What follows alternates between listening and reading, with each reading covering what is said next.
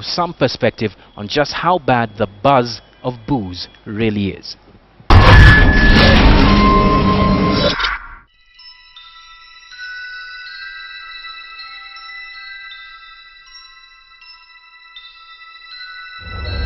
By the time I tried to commit suicide,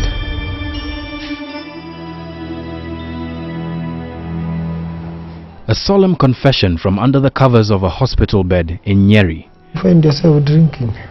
It's not easy for Patrick Karanja to admit this to us, but where he's been has held much more personal strife than his calm face lets on. Patrick is a recovering alcoholic. This is the first day of a 28-day recovery program, one he intends to stick with to the end. Nilijita mkutano peke yangu na internal organs zangu zote. Tumevote na mwili yangu yote. Nikisema nikishindwa sawa narudi, nikishindwa kwa sasa hata pale nimefika nishapata 52 point something. Don't think I'm going back. Because nishashinda. Ndio sana naona nimekaa hapa. He puts it very funnily, but humor is his way of emphasizing just how badly off he was when he was brought into the Outspan hospital the night before. Patrick had been on a drinking binge and went one sip too far. By the time he was brought in, he was hallucinating, in the grips of psychosis. Patrick knows that what he represents is a region in serious danger. Hapa mavijana vile ninazoambia watu wakosa kuchunga. Other things vile zinaenda. Then kuna tachapa 40 mark. Upita kwa hiyo side na siangaza Morango huko Kirinyaga. Walking zombies. The demographic has become younger and younger, so we are having a 25-year-old coming with addiction issues, which is something we are not seeing before. This is a story of alcoholism.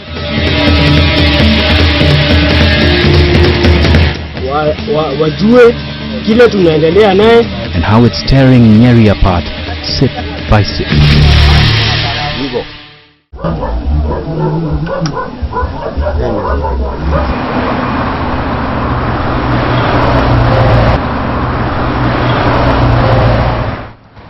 If you're looking for a town that shudders and shakes with life from Monday to Monday, then Nyeri is not it. It looks and feels like a town living by the early to bed, early to rise maxim. But that's exactly what's so confusing about this town. Now it's barely past 9:30 in the evening, and predictably Nyeri town looks like this. Barely anybody about, the odd border dropping someone at home where everybody else is, waiting to catch about 8 or 9 hours of sleep to get up the next day and face the challenges of the day ahead at that very slow, predictable pace that this town has come to be known for. But there are parts of this town that are wide awake, with people in various stages of drunken stupor. Half a kilometer down from the town's commercial center is Majengo.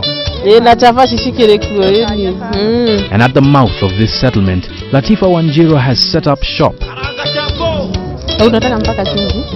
She's a local street food vendor, feeding the thousands of Majengo's nocturnal residents. Hapa niko na njahe, niko na bahazi, kunde, githeri na maharagwe na chapati. Hii nauza na shilingi 10 kikombe. Kikombe ni 10 tu kila kitu. Her prices are low, but she's not worried because there is a steady flow of clientele to keep her busy for the night. Sasa saa hizi kuna wale bado wako kwenye starehe zao, kuna wale wanakunywa, wengine wanakula miraa, wakimaliza wanakunywa na beba vyakula. And she's not wrong.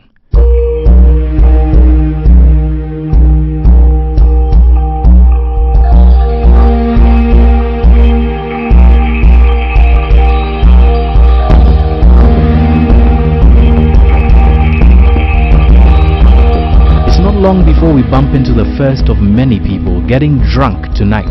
Shida ya pombe na sio yangu. Niulize hao nikueleze. Mimi nimelewa sana miaka mingi. This middle-aged man tries to explain what exactly is going on in Nyeri. What a problem, and a big problem with the young people. With these young people, you take alcohol and you don't learn. You take alcohol and you don't learn. That's the problem with this. And 2 turns away from where we leave him, we get our first opportunity to speak to some of the young men for whom alcohol is an escape and a prison. Yenye unakunywa inaitwaje? Hii inaitwa tot. Tot. Na nikambao tu kupunguza stress sababu kwa kazi. Ndio kazi kama hii mtaro tunakalia hapa pale mpaka hapa. Tunafanya usafi tunalipwa na kanjo.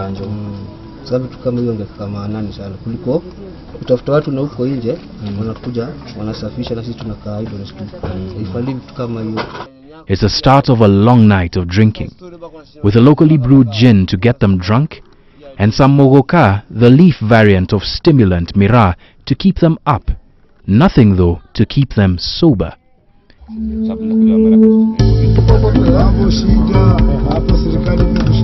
It's a mixed bag of emotions here, from anger to sadness to helplessness, and every young person you meet tells you the same story. Kuna mtoto na msomesha, unaona, but sasa sina job. Kuna vile hata nakuja hii au nakosa kibarua, unaona, nakosa kibarua, hata saa ingine naona, hata saa ingine niko na 50 bob, hata nashindwa hiyo 50 bob, sasa naenda kufanya nini? Naona hata tukali hata saa ingine tu ni kunywe ama ni vuta hata bangi, unaona. Juu hiyo 50 bob haina maana kwako. Haina maana kwangu hata nikienda naye.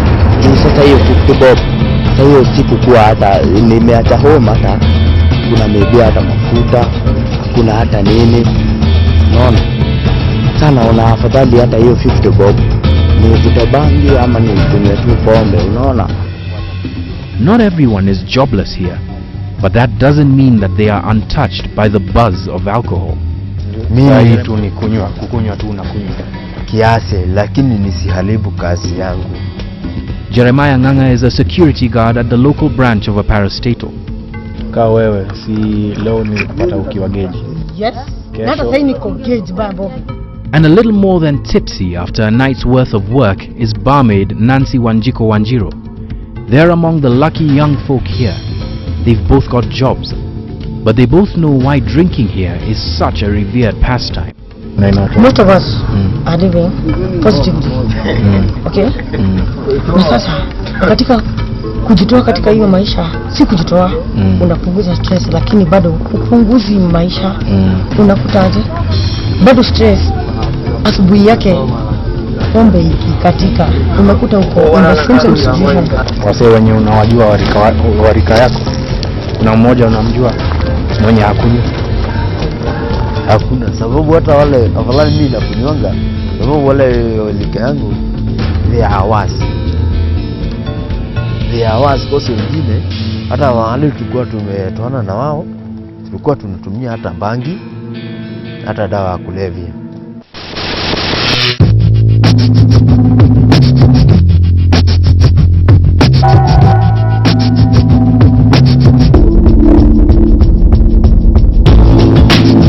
According to a 2010 survey by the National Agency for the Control of Alcohol and Drug Abuse, Nyeri has the highest percentage of marriages affected by alcohol abuse.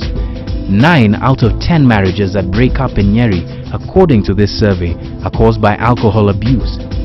And in a place with an already dropping population growth rate, that's no good news. The report also states that almost 8 out of the 10 people that drink are men, putting at serious risk the place of the man in Nyeri society.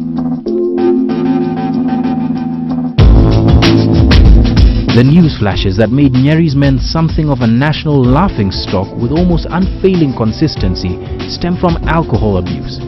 But the people that suffer most barely have anything to drink.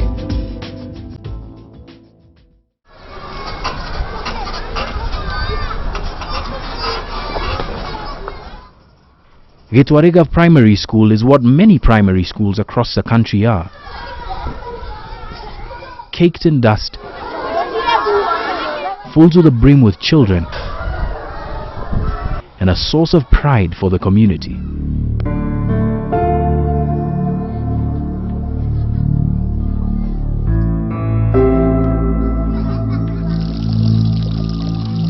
But the community from which the students of Gitwarega come from is in the midst of a crisis of alcohol abuse.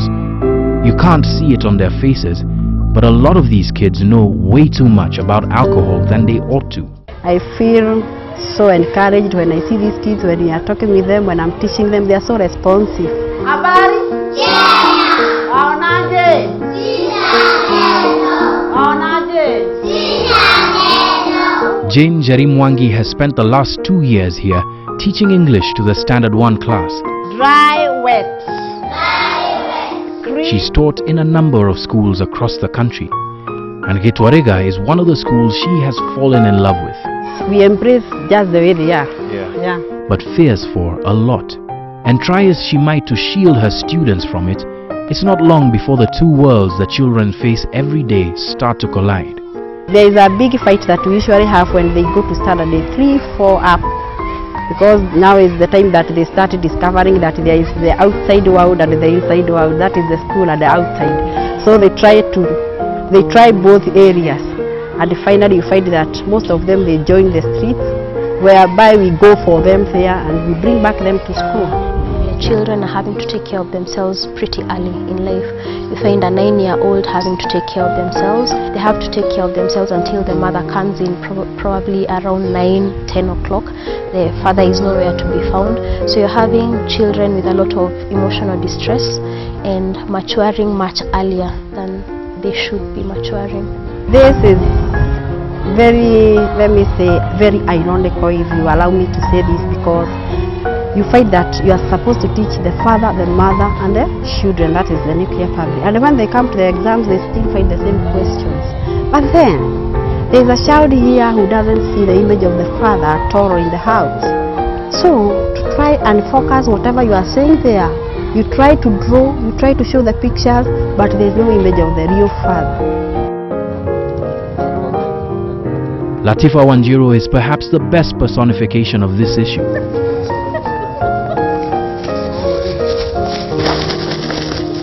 She will often finish selling her food at 2 in the morning, but she isn't here because she wants to be.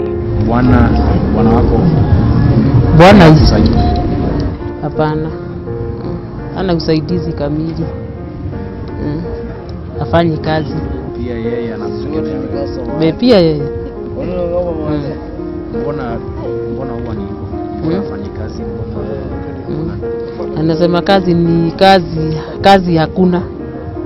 Kusipika na shinda mchana mzima nikipika. Kwani haulali? Hapana, mimi silali. Nafanya kazi usiku na mchana. And true to her word, she will be up before dawn. In the little wooden structure outside her cramped house, preparing for the day ahead. Cocks don't have to crow here, because no woman here needs to be told to wake up.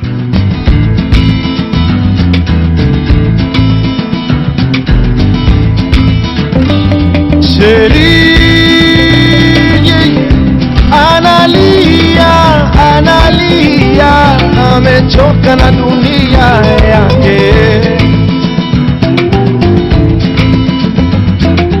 But even in the midst of such industry, you'll find the ghostly reminder that alcohol abuse swings both ways. Nauliza mbinguni ni wapi? Mbinguni, mbinguni.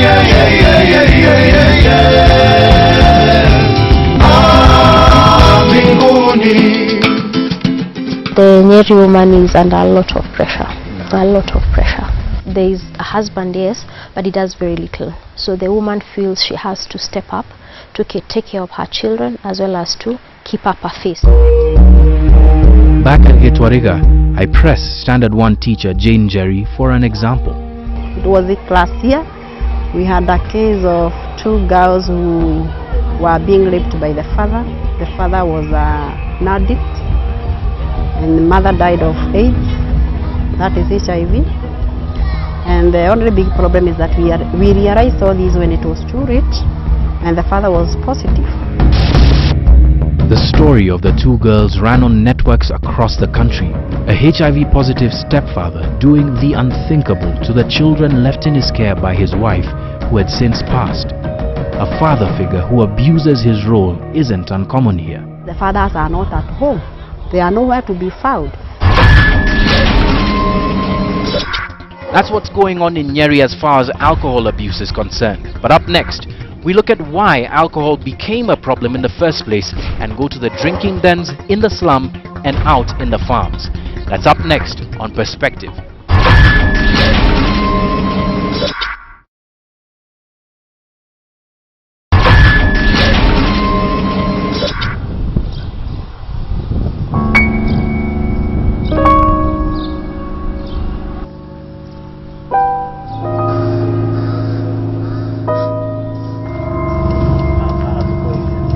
They may not look like much, but these blocks of go-downs once meant something.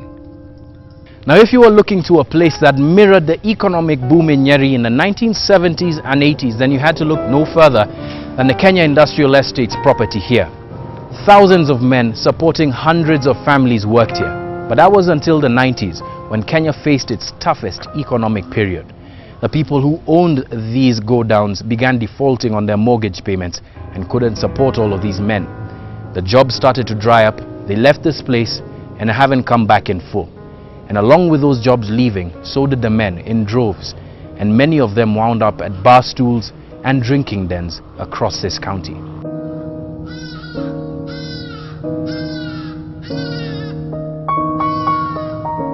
Hearts were broken here. And even though Nyeri's industries are slowly filling their chests with new breaths of life, the optimism is yet to spread. And it isn't just industrial areas that suffered. So we would bring the cherry, they would do it here, they would weigh it here, and then this would be full of water and we would pour it in. Mutahi Kahiga, KNUT's executive secretary for Nyeri, says his fondest childhood memories were all from here. As a son of the soil, he saw Nyeri's coffee industry at its finest. Coming here then, you would find that the entire place was full. We were so many, it was like a political rally. But then with the crash of the coffee market, everything stopped. Coffee prices fell and wazers got into the shamba and hacked it because there was no point of having coffee in the shamba and your kids are going hungry. A lot of farms would be subdivided and sold off, and Nyeri for a time experienced a reverse agrarian revolution in which the subsistence farmer would survive, and with that frustration crept in a less strict attitude towards alcohol. A few years ago it used to be almost a taboo. Anyone who drank and did silly things was considered almost a misfit. Today we are almost embracing it. It is so easy today even for a student in this county, especially I'll talk of a place like the major towns in this county, where a student in uniform walks into a bar at 10 o'clock in the day and buys himself or herself wine and drink. This is Mukuruine constituency. Where we're headed is to a stretch along the Sagana River that separates Nyeri County from Kirinyaga, one that was infamous for the brewing of changa.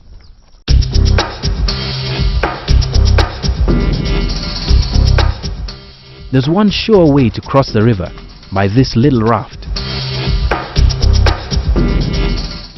We are then guided by an area resident to a gathering underneath a number of banana trees. What initially seems like a bunch of men cooling off after a morning's worth of work on their respective farms is indeed that, but with a twist. These men are settling down to an afternoon of changa drinking. After sitting down for a discussion with one of them, we convince him to take us to where the changa being served this afternoon was made. Further along the riverbank, we meet yet another group of drinkers. Among them is a brewer who we try to convince to show us where he makes his changa. It's just by the river, he says, but he refuses to take us there, fearing reprisal from the police. We're fortunate that the reaction of these people to us was positive, but we put that down mostly to the alcohol already swimming through their system. A glass of changa here sells at 10 shillings. It's a business of small margins if your market is small, but the alcohol made here, we're told, is sold both in Kirinyaga and Nyeri counties. It's been a pretty interesting afternoon. The crowd that we've left behind us here confirms the sort of thing that's going on in Nyeri and as well as the surrounding counties. Men work for a few hours in the morning and the rest of the afternoon is spent with drink. We leave hoping to catch another opportunity to see the local brew business in action, one that we get back in Majengo. Saturday evening, and dusk is about to fall. We're invited into the home of a local brewer just as business is picking up. She won't speak to us on camera, but allows us to observe and interview some of her clientele if they so wish. We strike up a conversation with this man, in for a few drinks before he goes home, and a conversion starter is about how popular the alcohol business is.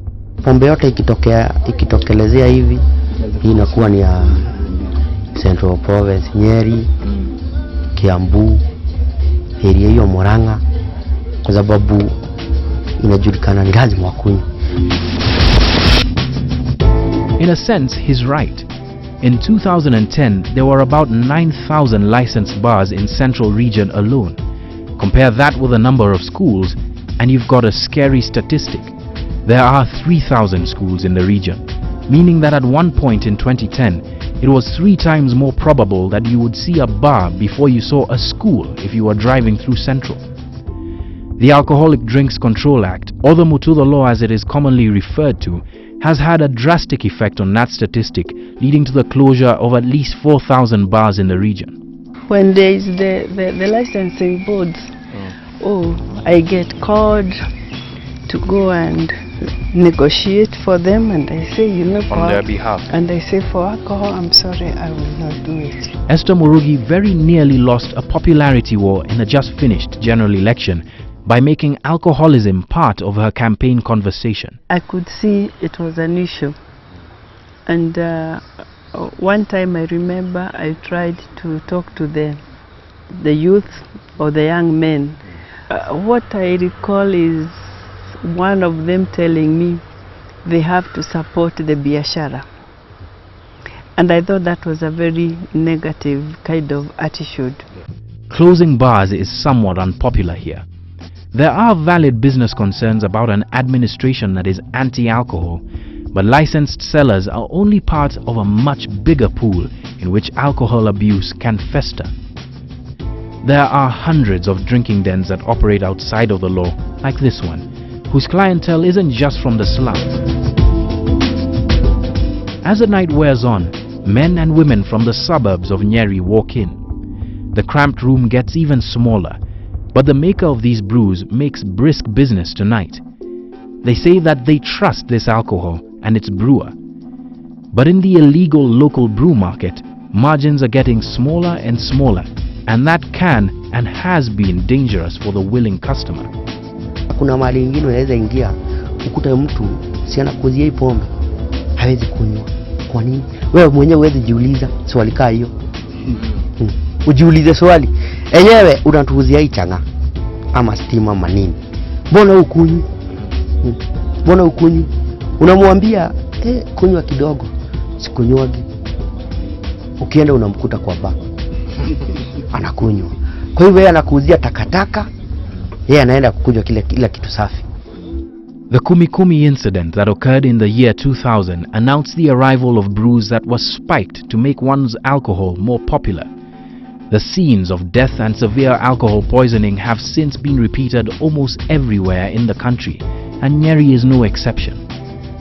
But the people here say that even if all the alcohol was intercepted by the police and nobody could ever make a drop of booze again, and the real underlying problems facing Nyeri's youth, especially its young men, were not addressed, then some other escape would be found. Desperation here often winds up in violence. As we wind up our interview, We have to switch off our lights and remain silent. The police are about.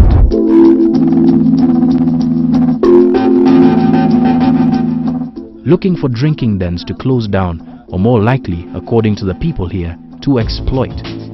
When we get out, something is already happening. We soon find out about a confrontation between an alleged marijuana peddler and the police. Basi ni ufanye kazi yako na ufanye ya kiroho. Fanya kazi ujinga hiyo anafanya. Sasa tukirushia askari mawe, nani atatusaidia?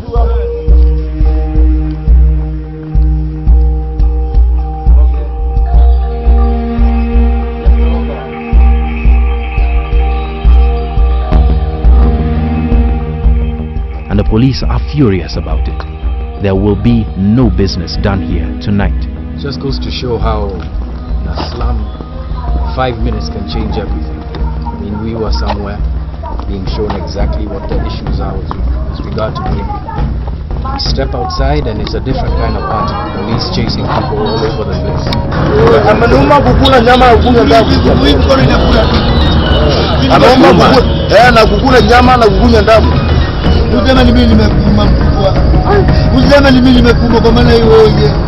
calm of Majengo has been disrupted tonight. Everyone is rushing to get away from the police.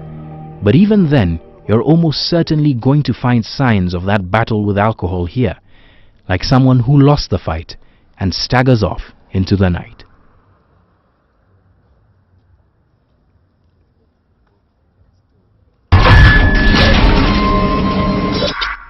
Sobering statistics on a truly tragic trend there in Central Region. Now on this final segment of our show, we'll be asking you to give us your thoughts on the topics that we'll cover in our main feature. This segment is called, quite aptly, Your Perspective. This week we have asked the people of Nyeri what can be done to stem the tide of alcoholism in that region. Here's what a few of them had to say. We are convinced that it's possible for the county governments to come up with different ways by which those who earn their living through brewing can actually make a living. We should set up ways of managing stress in our county so that our wanapotelea kwa alcohol because ya stress management, by the way, itawasaidia. The church can come in handy where it can look for ways of counseling and rehabilitation, and also talking well to the young people so that they don't go straight into the drugs. If we can create as many jobs here, you'll see this problem going, because most young men are turning to beer just because of lack of jobs. Now if you'd like to contribute to Your Perspective online, go to ktnkenya.tv/perspective and upload your video message there. Once again, that's ktnkenya.tv/perspective. That's where we ended on Perspective this week, but the conversation doesn't have to end here. If you have any ideas on what we can look into, you can tweet us on our show handle at KTN Perspective or tweet me at John Allen Namu. We'll put your week in perspective again next Wednesday, 9:30 p.m. I'm John Allen Namu. Good night.